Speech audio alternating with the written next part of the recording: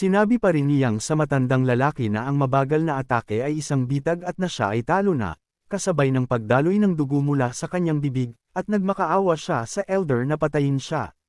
Sinabi ni Jeshan sa lalaki na hindi siya karapat-dapat dito at dapat niyang gamitin ang oras na natitira sa kanya para isipin ang mga taong nagdusa dahil sa kanyang walang hanggang kasakiman. Sinabi rin niya na hindi siya dapat mahiya sa pagkatalo dahil ang kalaban niya ay isang taong itinakdang maging supreme. Pagkatapos, si Jeshan, nayakap si Ciel kasama si Pongho, ay umalis at hinayaang magdusa hanggang sa mamatay ang pinuno ng samahan. Gamit ang kanyang movement technique, ang matanda na yakap ang kanyang apo ay tumawid sa kagubatan patungo sa daungan. Napansin ni Jeshan na umiiyak si Ciel at tinanong kung bakit siya ganoon. Sinabi ng maliit na batang babae na natatakot siya, sinabihan naman siya ng matanda na huwag mag-alala at laging siyang paprotektahan. Naalala ng matanda ang sandali na nasa bisig niyang ang kanyang apo, at kahit awkward ang galaw, sigurado siyang ito ang unang galaw ng Liu family's Heaven and Earth Palm, ang Trackless Destruction. Alam ni Jeshan na nagsimula ng gumamit ng martial arts ng pamilya ang maliit na bata, at lalo siyang namangha nang makita na talagang kahanga-hanga si Ciel. Habang patuloy silang tumatawid sa kagubatan patungo sa daungan, si Pongho ay nag-uutos na maglayag na. Nag-aalala si Hian sa elder na nahuli. Sinabi ng leader ng mga bandido na sinabi ng matanda na kukuha lang siya ng isang bagay na naiwan, kaya hindi dapat mag-alala. Sinabi ni Sanggo sa leader na paparating na si Jeshan at hinahabol ng mga natitirang miyembro ng Merchant Association. Gusto ng deputy leader at ni Sang na bumalik at tulungan siya, ngunit sinabi ni Pongho na maghintay muna. Sumigaw ang elder na maglayag na agad. Inutusan ng leader ng mga bandido na iangat ang mga layag at maglayag ng buong bilis. Nag-aalala ang ilang bandido dahil may iwan ang matanda at wala siyang bangka. Habang hinahabol ng mga tauhan ng samahan si Jeshan, gusto malaman ng leader kung nasaan ang impormante na nagbabala sa Wudang at Mount HCT. Sinabi sa kanya na bumalik na ang impormante. Napagtanto ng mga tauhan na aalis na ang bangka at may iwan ang matanda. Nang makita nilang malapit na sa dulo ng pier ang elder, nagsimula silang magpaputok ng mga palaso dahil kailangan nilang mahuli siya sa anumang paraan.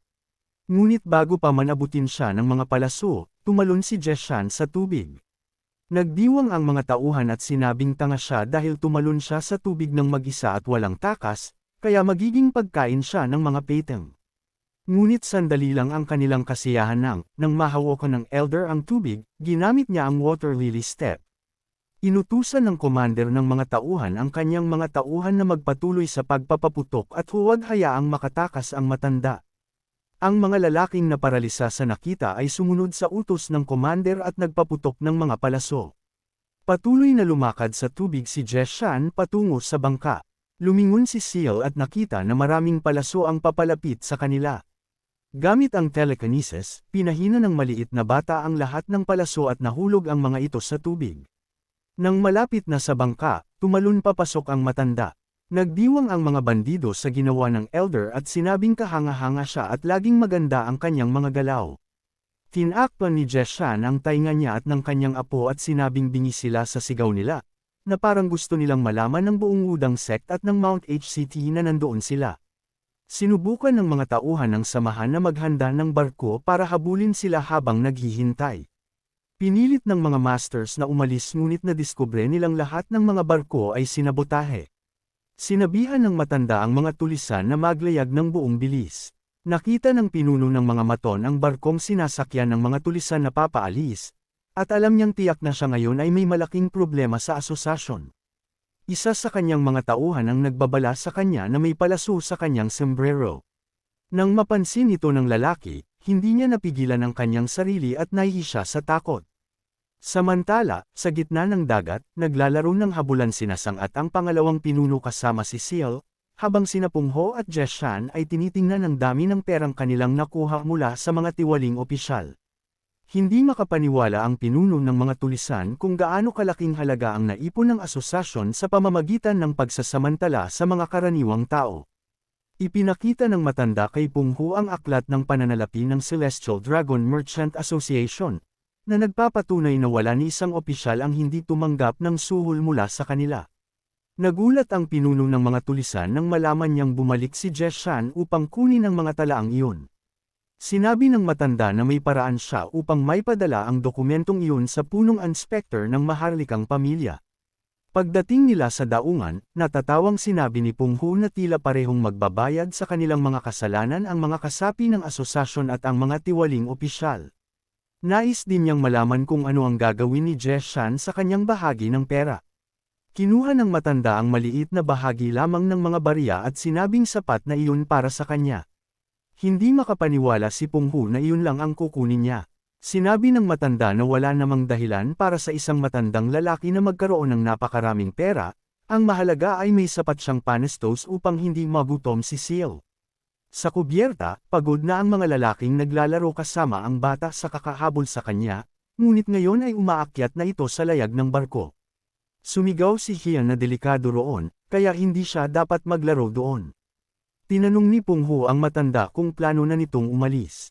Sinabi ni Jeshan na mas ligtas kung mananatili silang nakatago ni Seal, at maging ang mga tulisan ay dapat ding mag-ingat, sapagkat hindi lamang ang mga opisyal ang humahabol sa kanila kundi pati ang buong Merm Alliance. Kapag lumipas na ang panahon at hamupa ang gulo, maaari nilang gamitin ang kanilang bahagi ng pera upang tumulong sa ibang tao. Tumango si Pungho at sinabing tinitiyak niyang hindi niya sila bibiguin. Handa nang umalis ang matanda kasama ang kanyang apo. Sinabi niya sa kanila na ingatan ang isa't isa. Umiiyak si Hian habang nagpapalam kay Seal, sinasabing lumaki siyang isang malakas na babae. Sinabi ni Jeshan sa bata na hindi niya kailangang umiyak, ngunit hindi rin niya at ng mga tulisan mapigilan ang kanilang luha habang pinapanood ang paglisan ng matanda at ng kanyang apo. Sinabi ng matanda na parang nakatayo sila sa harap ng kanyang sariling libingan. Lumapit si Pungho kay Jeshan at sinabing susundin niya ang kanyang payo, aalis sila at pupunta sa Hanan. Sinabi ng matanda na magandang desisyon iyon at umaasa siyang magtatagpo silang muli ng tadhana. Sumagot ang pinuno ng mga tulisan na tiyak silang muling magkikita at babayaran nila ang lahat ng kabutihang ginawa niya. Ngumiti ang matanda at sinabing hindi pa naman ganoon kaliit ang mundo, at upang muling magtagpo, dapat silang maging tanyag. Nang malayo na si Jeshan kasama ang kanyang apo sakay ng mas maliit na bangka, sumumpo si Hian na muli silang magkikita dahil gusto niyang makita si Seal. Nagustuhan ng matanda ang narinig at tahimik na nagpatuloy sa kanyang bagong paglalakbay, sagwan sa ilalim ng liwanag ng buwan, habang pinapanood ang mga tulisan na kamakaway sa kanilang pamamaalam. Ngumiti siya at inisip kung gaano kalamag ang hangin, at ngayon, kailangang balutin ng mga bata ang kanilang sarili upang hindi ginawin. Ngayon, nasa paghahanap ang matanda ng isang bagong tahanan, isang lugar kung saan niya maipapasa ang lihim na teknik ng kanyang pamilya, ang Wind Annihilating Spear, kay Seal, na mahimbing na natutulog sa bangka. Patuloy siyang nagsagwan sa ilalim ng liwanag ng buwan, naghahanap ng isang santuwaryo kung saan walang sinuman ang magiging banta kay Seal. Sa isang malayong santuwaryo, may isang mural na may nakapastil na mga wanted poster ni Jeshan at ng grupo ng mga tulisan.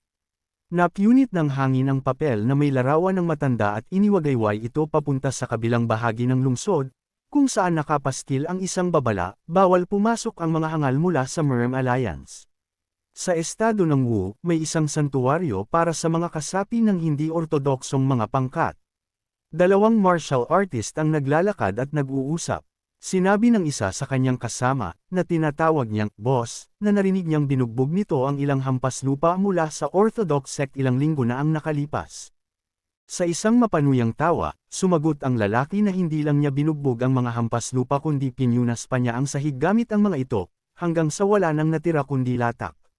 Matapos ipagyabang ang kanyang ginawa, sinabi ng kanyang kasama na bibili siya ng isang malamig na inumin pagkatapos para lang marinig pa ang buong detalye.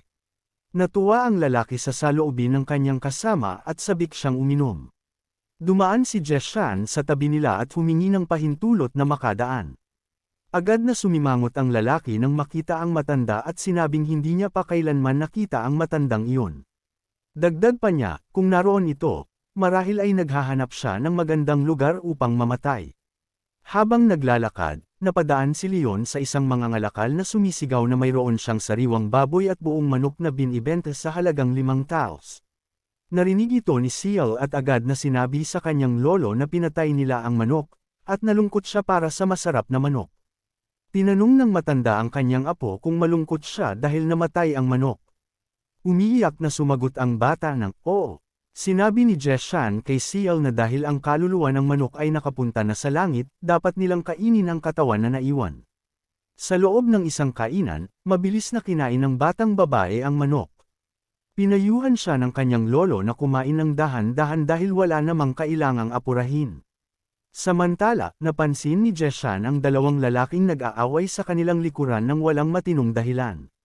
Naisip niyang hindi niya gustong dalhin si Seal sa isang lugar na puno ng hindi ortodoksong basagulero, pero wala silang ibang pagpipilian upang makatakas mula sa Merm Alliance.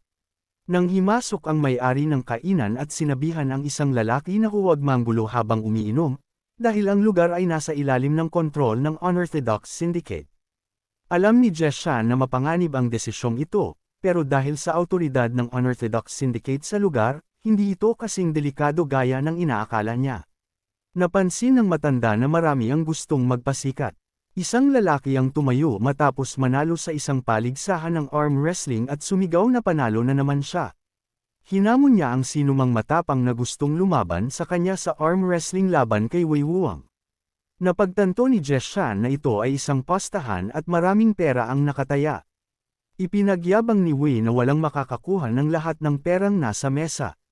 Sa dulo ng bar, isang lalaki ang tumayo at nagsabing tatanggapin niya ang hamon. Nagulat si Wei nang marinig ang kanyang boses. Habang papalapit ang lalaki sa mesa, inilagay niya ang kanyang kamay sa balikat ni Wei at sinabing kailangan niyang iunat ang kanyang mga buto. Nararamdaman ni Jeshan na hindi pangkaraniwan ang aura ng lalaking iyon. Kahit umiinom ito, taglay pa rin ito ang isang kakaibang lakas. Alam ng matanda na napakalakas ng taong ito. Nang malapit na sa mesa ang malaking lalaki, sinabi niyang gusto niyang subukan ang kanyang swerte. Kinabahan si Wei at, habang nakatingin sa likuran, tinawag siyang, "Kapatid B", at tinanong kung bakit siya nakikisali sa isang larong pambata. Tumawa ang malaking lalaki at sinabing isang daliri lang ang gagamitin niya. Dagdag pa niya, kung matalo siya, babayaran niya ng 10 beses ang halaga ng pusta. Natuwa si Wei sa narinig at tinanong kung hindi uurong ang lalaki sakaling matalo. Sumimangot ang malaking lalaki at nagpakilala bilang Baekgyu. Agad yumuko si Wei at sinabing alam niya kung sino siya. Nang magsimula na sila, kahit alam ni Wei na si Baek ay isang kilalang martial artist, kumpiyansa pa rin siya sa arm wrestling, lalo na't isang daliri lang ang gagamitin ng kalaban. Iniisip ng pulang buhok na si Wei kung may pag-asa siyang manalo kung gagamitin niya ang lahat ng kanyang chi sa isang iglap. Ngunit kahit ibinuhos ni Wei ang lahat ng kanyang lakas, hindi pa rin siya nagtagumpay. Walang kahirap-hirap na nabali ni Baek ang kanyang braso. Nagsisigaw ito sa sakit habang ang malaking lalaki, nakapatong ang paa sa mesa, ay nagtanong kung mayroon pang gustong makipaglaro sa kanya at kumita ng pera. Isang lalaki ang nagsabi na dapat panatilihin ng sinumang makikipaglaban sa kanya ang kanilang dangal, lalo na kung sila ang pinuno ng isang dominanteng sekta. Sumagot si Baek na ang dangal ay walang halaga sa mahihinang miyembro ng hindi ortodoksong mga sekta. Sapagkat kapag namatay ka, aniya, wala nang saysay ang lahat, kaya ang tunay na laro ay ang mabuhay ng walang mga patakaran. Nagtaka ang mga lalaki kung sino ang may pagkakataong manalo laban kay Baek, dahil kung gagamitin niya ang buong lakas niya, ni Alikabok ay hindi matitira. Pagkatapos ay tumutok si Baek at gamit lamang ang kanyang hintuturo, sinabi niyang may isang taong naroon na karapat-dapat maging kalaban niya. Itinuro niya si Jeshan, na nakaupo kasama ang kanyang apo, nakatalikod sa kanya. Nais malaman ng mga lalaki kung sino ang matandang iyon. Sinabi ng may-ari ng bar na isa lang siyang lolo na lumalabas kasama ang kanyang apo. Tumayo si Baek at lumapit sa mesa ng matanda, na tahimik na nakikinig sa lahat at handa na ang kanyang sibat sakaling kailanganin niya itong gamitin. Ang malaking lalaki sa tabi ni Jeshan ay sinabing huwag na siyang magkunwaring hindi niya narinig at dapat na siyang makipagpaligsahan. Sagot ng matanda, isa lang siyang matanda, at tinanong kung bakit niya ito ginagawa. Ngunit may hamong tingin si Baek at sinabing hindi siya basta-bastang matanda. Napagtanto ni Jeshan na nakatitig sa kanya si Baek. Kahit nagtago na siya sa lugar na iyon upang makaiwas sa Merm Alliance, napunta pa rin siya sa paningin ng iba. Ang matanda ay nasa mahirap na sitwasyon, kung tatanggihan niya ang hamon, maraming lalaking armado ang nag-aabang lamang ng kanyang reaksyon upang siya ay atakihin. Bukod pa rito, si Buck ang pinuno ng dominanteng sekta at may respeto ng lahat ng nakakakilala sa kanya. Dahan-daang binitiwan ng matanda ang kanyang sibat at sinabi kay Seal na ipagpatuloy lang ang pagkain ng kanyang manok, dahil babalik siya agad. Patuloy na kumain ang bata at sinabing masarap ito. Tumayo si Jeshan at sinabi kay Beck na kung siya ang manalo, maaari ba siyang mabuhay ng mapayapa. Tumawa ang malaking lalaki at sinabing kung matalo siya, ibibigay pa niya ang kanyang ulo. Nagulat ang mga tao sa laki ng pusta ni Beck. Habang naghahanda para sa paligsahan sa arm wrestling, nagsimulang maramdaman ng mga lalaki ang panloob na chi ng matanda. Naupo si Jeshan at dahan-daang tinanggal ang kanyang sombrero. May mga lalaking nagbiro na walang dapat ipag-alala dahil hindi matatalo ni Beck ang isang matanda, kahit na mas makapal pa ang buhok nito kaysa sa kanila. Ngunit isang martial artist na nakakakilala ng gusto kay Beck ang nagsabi sa kanila na manahimik kung ayaw nilang mamatay. Dahil ang pagbanggit ng buhok sa harap ni Lord Beck kahit pabiro, ay maaaring maging dahilan upang mawalan sila ng ulo. Inikat ng matanda ang manggas ng kanyang roba at sinabing handa na siya. Nais ni Jeshan na makita kung hanggang saan ang kanyang makakaya matapos ang mahabang panahon ng pagsasanay sa kanyang katawan at lakas. Nagulat ang mga lalaki nang makita ang mga maskuladong braso ng matanda. Nagsimula na ang laban. Hindi nagbibiro si Jeshan. Ibinuhos niya ang lahat ng kanyang lakas, gayon din si Beck, na napaisip kung nagkamali ba siya sa pagpili ng kalaban, dahil talagang malakas ang matanda. Nagulat ang mga nanunood nang makita nilang si Lord Beck, ang pinuno ng dominanteng sekta, ay seryosong nakikipaglaban. Hindi pa malinaw kung sino ang mananalo, pero unti-unting bumababa ang braso ng matanda. Laking gulat ni Jeshan nang maramdaman niyang kahit mayroon siyang halos 180 taong halagang panloob na chi, si Beck ay tila nasa antas ng isang transcendental realm o baka mas mataas pa. Napagtanto ng matanda na halos hindi na niya kayang pigilan ang pagbagsak ng kanyang braso, pero patuloy pa rin siyang lumalaban. Sinabi ng mga lalaki na kung patuloy na lalaban ang matanda, maaaring mabali ang kanyang braso. Biglang inilagay ni Seal ang kanyang kamay sa ulo ni Buck at napansin niyang makinis ito. Paulit-ulit niyang hinaplos ang ulo ng malaking lalaki at sinabing napakakinas nito at nakakatuwa. Nahihiya si Jeshan sa inasal ng kanyang apo. Napakunot noo si Beck at tinanong ang matanda kung gaano nakatagal ang bata sa ibabaw niya. Sagot ng matanda, hindi niya alam, dahil abala pa rin sila sa kanilang arm wrestling na labanan, hindi sila maaaring mag-usap ng sobra, dahil maaaring mag-clash ang kanilang chi. Maging si Seal ay nagtanong sa kanyang lolo kung bakit wala kahit isang buhok si Uncle. Napamulagat si Jeshan sa narinig niya mula sa kanyang apo. Biglang napatingala si Beck, habang ang mga nanunood ay natakot at inasahan ang pinakamasama. Pero patuloy lang si Seal sa pagsasabing wala talagang buhok ang lalaki.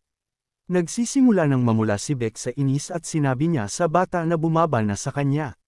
Ngunit gamit ang kanyang telekinesis, pinagalaw ni Seal ang hita ng manok mula sa pinggan papunta sa kanyang kamay. Laking gulat ng lahat ng nanunood sa nasaksihan nila. Nang hawakan ng bata ang hita ng manok, nakangiti niyang isinubo ito kay Beck at sinabing kainin niya ito, dahil kailangan niyang kumain ng maayos para tumubo ng maayos ang kanyang buhok. Napansin ni Jeshan na nagkakaroon ng chi deviation ang malaking lalaki, kaya napagpasyahan niyang hindi napahabain pa ang laban. Bigla niyang ginamit ang kanyang buong lakas, at sa tindi nito, natumba si Beck sa sahig. Hindi makapaniwala ang mga lalaki na natalo ang pinuno ng sekta. Sinabi nilang naglaho ang chi ni Lord Beck dahil sa bata, ngunit hindi lahat ay naniniwala na isang sanggol ang nakapagpahina sa pinuno. Samantala, nakapatong pa rin si Seal sa lalaking nakahandusay. Lumapit siya sa ulo ni Beck, umupo sa tabi nito, at hinaplos ang kanyang makinis na ulo. Tinanong niya kung masarap ang manok at tinawag siyang smoothie uncle. Nagising si Beck matapos paulit-ulit marinig ang smoothie, at biglang sumigaw sa galit, itinapon si Seal sa ere. Nagimbal ang mga tao at sinabing malaki na ang gulong ito ngayon. Ngunit agad namang sinalo ni Jeshan ang kanyang apo habang nasa ere at inihanda ang kanyang sibat para sa laban, lalo na't nakatingin sa kanya si Beck sa nakakatakot na paraan. Biglang tumawa si Beck at tinanong ang lahat kung alam nila ang insidenteng naganap sa lupain ng siya kamakailan lamang. Nagsimulang maalala ito ng mga lalaki. Samantala, hawak na ni Jeshan si Seal, at handa na siyang lumaban, napagtanto niyang nakilala na siya. Nagpatuloy si Beck sa kanyang kwento tungkol sa matinding labanan sa pagitan ng Wudang sect at ng Mount Hua at Shanyang sect. Naguluhan si Jeshan kung bakit hindi alintana ng mga lalaking ito ang malaking pabuya na inilagay ng Merm Alliance sa kanyang ulo. Itinuro ni Beck si Jeshan at sinabing ang taong nagpabagsak sa dalawang makapangyarihang sekta sa insidenteng iyon ay walang iba kundi siya mismo. Nagulat si Jeshan sa kanilang naging reaksyon. Sa halip na matakot, nagsimula pang magsaya ang mga lalaki matapos siyang makilala. Masaya silang malaman na tuluyan ng gumuho ang dalawang sekta. Iniisip pa nila na si Jeshan mismo ang gumamit ng telekinesis. Tumungo si Beck kay Jeshan at tinawag siyang isang dakilang mandirigma, saka nagsimulang humingi ng paumanhin sa kanyang kawalang galang. Ipinaliwanag ni Beck na nakilala niya ito agad nang makita ang kanyang sibat at si Seal. Ngunit gusto pa rin niyang subukan ang lakas ng matanda upang makatiyak. Muling sumigaw ang mga lalaki, itinuring si Jeshan bilang isang dakilang mandirigma, at buong kasiyahang idineklara siya bilang hero lord ng mga sekta ng Unorthodox. Natigilan ang matanda. Matagal ng panahon mula nang huli siyang tawaging isang dakilang mandirigma. Hindi niya inasahang maririnig muli ang mga salitang iyon, lalo na mula sa mga miyembro ng mga di-ortodoksong sekta. Itinaas ni Beck ang kanyang bote ng alak at inihayag na lahat ay maaaring uminom ng gusto nila, at sagot niya ang lahat ng gastusin bilang pagdiriwang ng kanilang pagkikita. Sa gitna ng kasiyahan, umupo sila sa isang mesa. Sinabi ni Beck kay Jeshan na hayaan siyang magbuhos ng alak para sa kanya, dahil siya ang nakababatang kapatid. Tinanggap ito ng matanda, sabik na makipag-usap pa. Hinawakan ni Beck ang kanyang leeg at sinabing natutuwa siya na hindi sila dumating upang kunin ang kanyang gourd ng alak. Tumawa si Jeshan at sinabing wala rin naman itong silbi dahil papatayin siya ng Merm Alliance. Tinanong ng matanda kung maaari niyang iwanan muna si Seal sa kanila sandali, dahil alam naman nilang sila ay hinahabol. Mabilis na pinatibay ni Beck ang kanyang dibdib at sinabing huwag mag-alala, dahil salamat sa kasunduan na pinirmahan ng Unorthodox Sects Union, kahit isang hakbang ay hindi makakalapit ang Merm Alliance sa hostage. Gayunpaman, may isang bagay siyang nais kumpirmahin. Naging alerto ang matanda, hindi sigurado kung ano ang tinutukoy nito. Sinabi ni Beck na may mga tao sa paligid na nanunood sa kanilang laban at nag-aakalang gumamit ang matanda ng telekinesis. Pero, aniya, naramdaman niya mismo na hindi si Jeshan ang may kagagawa nito kundi si Seal. Hawak-hawak ang pagod na apo, sinabi ng matanda na kahit sabihin niya ang totoo, hindi rin naman sila maniniwala.